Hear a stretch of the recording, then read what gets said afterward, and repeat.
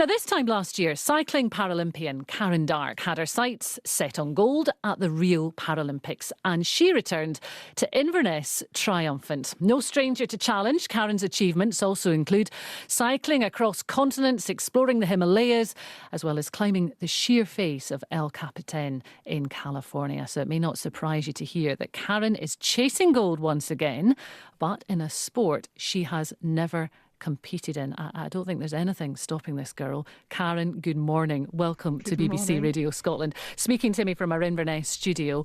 Just remind us, Karen, of your achievements in Rio. Here we are in August, so it was less than a year ago, it was September last year, that it all reached a peak. What was life like for you then? Yeah, it's just under a year ago, and this time last year I was in the height of training, super intense. I think I didn't realise until afterwards quite how focused I was and quite how much I was giving it.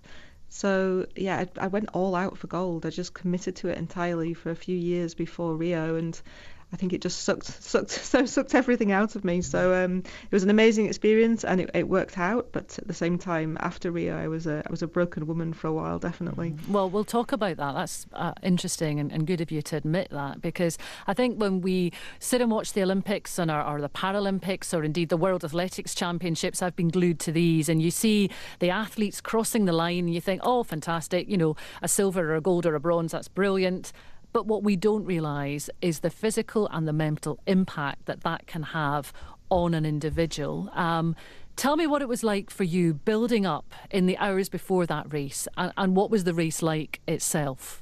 Well, the aim of any athlete is to try and peak for their event. So I was trying to peak for that day last year in Rio in mid-September.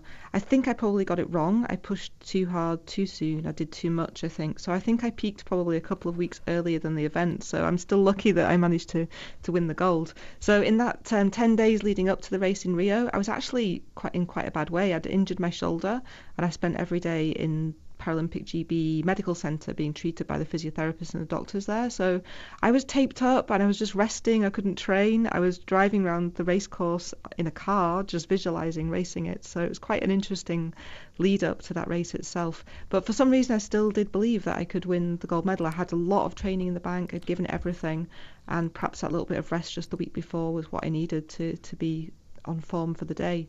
The race itself, my race is the time trials. He set up at 1 minute intervals, and you don't really know how you've done until you cross the finish line and you wait to see what the results are. So unless you've caught people up or you've been passed by other people, you don't really know where you've come. And to be honest, I didn't think I'd done it. I didn't feel like I'd had a great race. In the middle of the race, my chain came off, which I had to physically stop and put it back on again. But I did have one thing working in my favour, and that was the most incredible bike that Williams Formula One had built for me.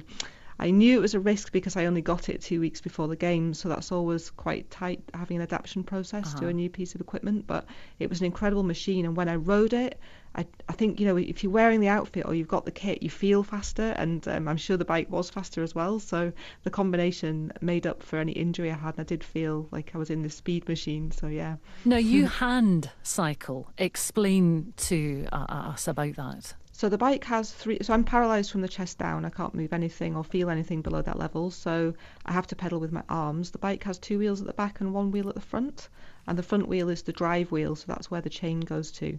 So I'm in a very laid down position. It almost looks like a sort of sunbed. I sometimes call it a sunbed on wheels, and I'm cranking with my arms out in front of me. So when you say that you were a broken woman after returning from the Paralympics, is this just because of the physical stresses and strain that your body is put under, trying to make sure that you are at peak performance at certain times? I think a combination of the physical and the mental. I think for me, having had so many people help me and support me in my training, the pressure of all of that, which was completely self-induced. Everybody just wants you to go and do the best that you can, but when so many people have supported you, you obviously want to go and do the best that you can. You're representing your country, you want to do the best that you can for GB. I'm representing, you know, British cycling. I want to do the best that I can for them. So the pressure that I put on myself was quite immense, I think. So, and you've been just working towards something. It's like you're running at 1,000 miles an hour and the race is over, and it's like you've just hit a brick wall and it's all just suddenly gone and stopped. And it was like I'd forgotten how to be normal. I'd forgotten how to I had a day in Rio with my friends and family, but it was really strange. I couldn't remember how to just spend a day not training or not thinking about a race. So, and that continued for a while, I must say. It And had it must quite a be, profound effect on me. yeah, and it must be a roller coaster that's a very difficult one to step off.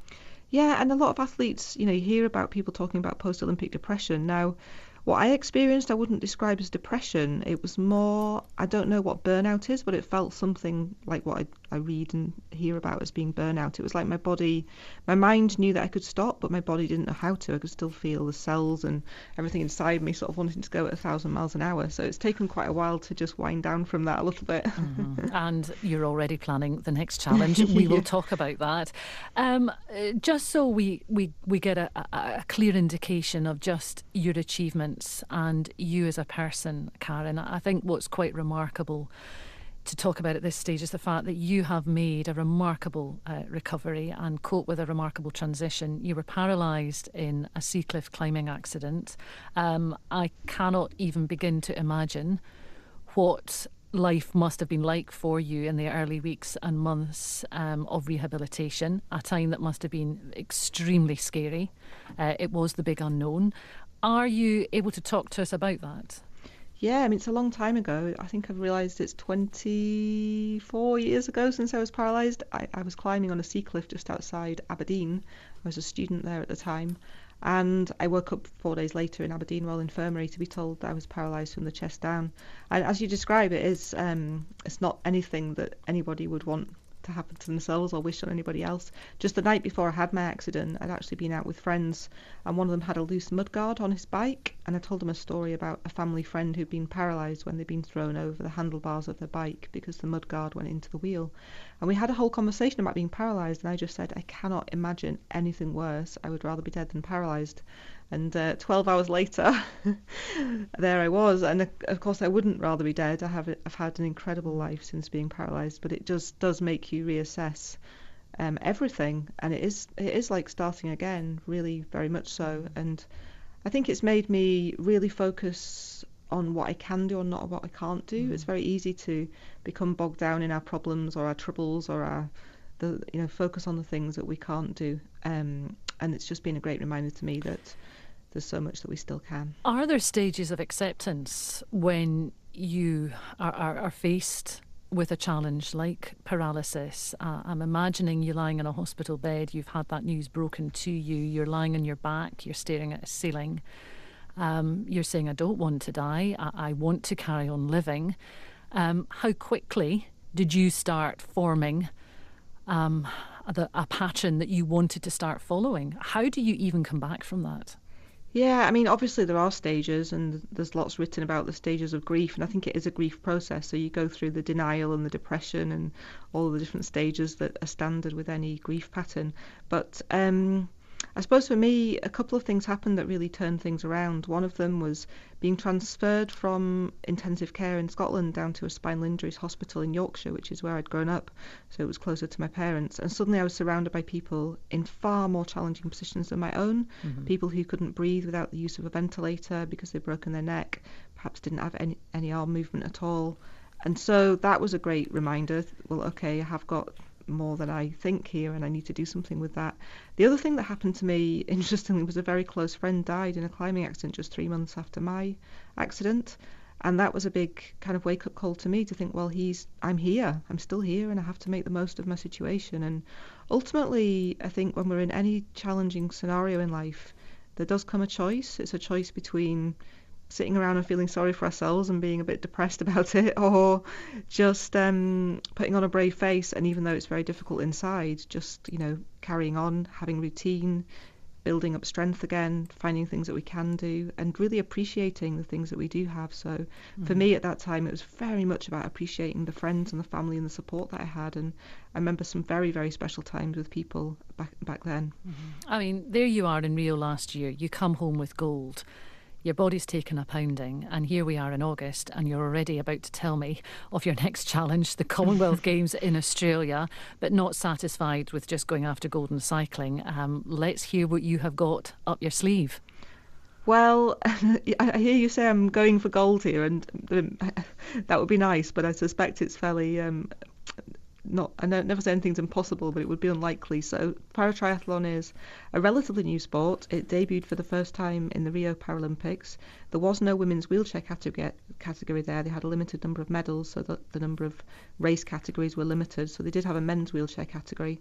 So this will be the first time that paratriathlon has been available for women in wheelchairs at any major games. So it'll be the Commonwealth Games on the Gold Coast. I've lived in Scotland. I know I don't sound it, but I've lived here all of my adult life.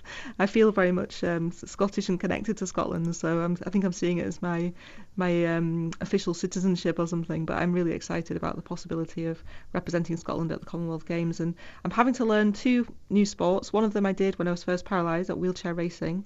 And the other is swimming, which is taking its toll on me at the moment. So, well, we reckon that your cycling skills are probably pretty good.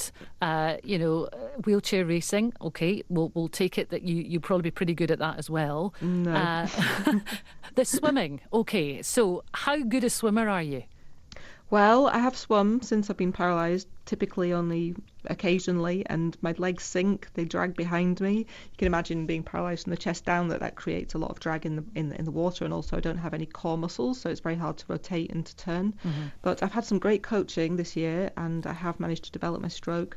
I still can't believe that I can now swim at least 60 lengths of front crawl without any problem, which I never ever could do in the past. So, Karen, that's remarkable. I mean, is this in your local pool that you're doing this? Or yeah, I've got support from Scottish Triathlon, and I'm training locally with a coach, Ewan Sterling. So we're just training in Inverness at the pool. It's a challenge because other girls that I'll be competing against, there's only 1 category for paratriathlon for wheelchairs. In cycling there are 5, so other people I'll be competing against will have full core muscles, will be able to kick their legs. So it is a huge challenge, but I'm just enjoying the diversity and the new learning. And it sounds as if your age, and everyone's smiling at this point, is not going to stop you either. We've been chatting to people about working in their 70s, and I'm now going to say to you, hang on, I'm not quite there yet. you're only 46. I mean, you're just a whippet, but nevertheless, in Olympic, Paralympic terms, you are in the kind of upper end of the competition scale.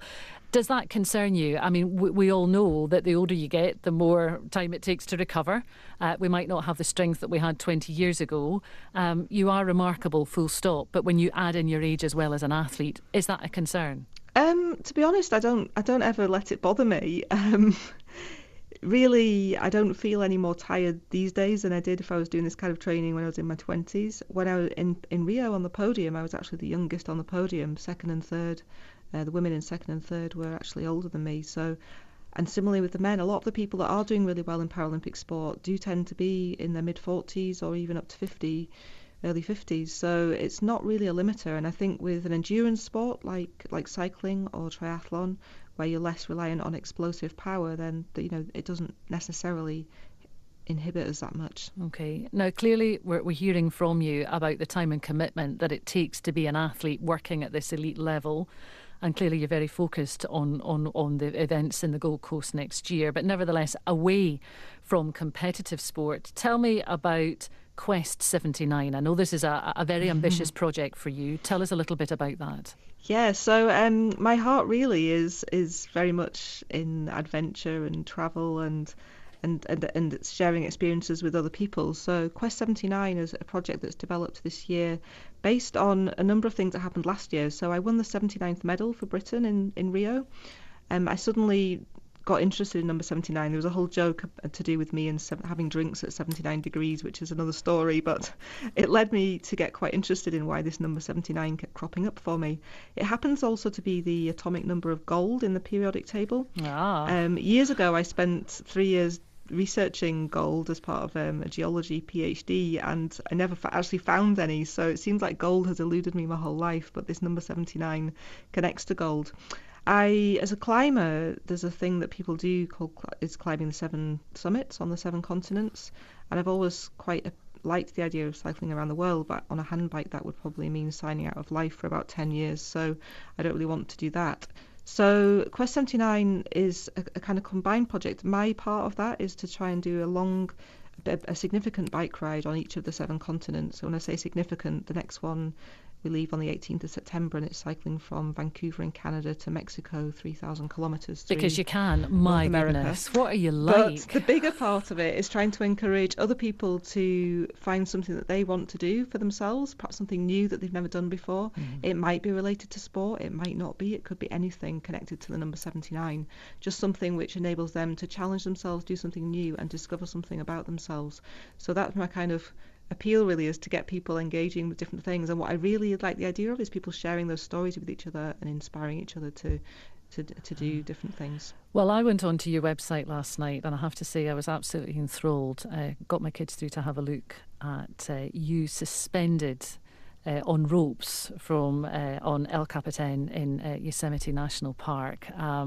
Yet my heart was in my mouth. You looked ecstatic. There you were, suspended hundreds of feet. I can assure you I wasn't ecstatic, I was petrified. Well, you were smiling. Maybe that was fear. I think it was fear. There is no stopping you. Are you an adrenaline junkie?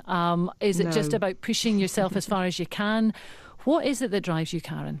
I'm sure a psychologist could make something of it, but I wouldn't describe myself as an adrenaline junkie. I think most of what I do is not really adrenaline based. It's more about sharing special times and experiences with friends or other people. I just love exploring. I love discovering new places. I love discovering things about myself. I love discovering things in other people. And I think the more that we can... I suppose I've never really felt happy just in a routine. You know, I had an office job once. I went into work every morning at 7:30 and stayed till 6:30, and I did that for a number of years, but it really wasn't me and it didn't make me happy. So I suppose I've stepped out of that and chosen this perhaps quite unusual life for myself, but one which is filled with adventure and experiences, and sometimes it's exhausting, but the majority of the time it's, you know, absolutely a privilege, and to get to share that with other people is very special. Yeah, one of the most grounded people I've ever spoken to. It's been an absolute pleasure. Looking ahead to next year, we wish you all the very, very best, and we will be following your progress ever so closely. I'm sure we'll all be rooting for you, and hopefully we will speak to you before then. Karen Dark, many thanks indeed for your time this morning.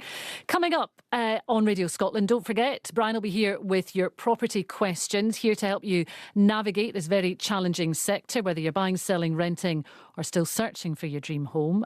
Get in touch with Brian, 08085 92 95 00.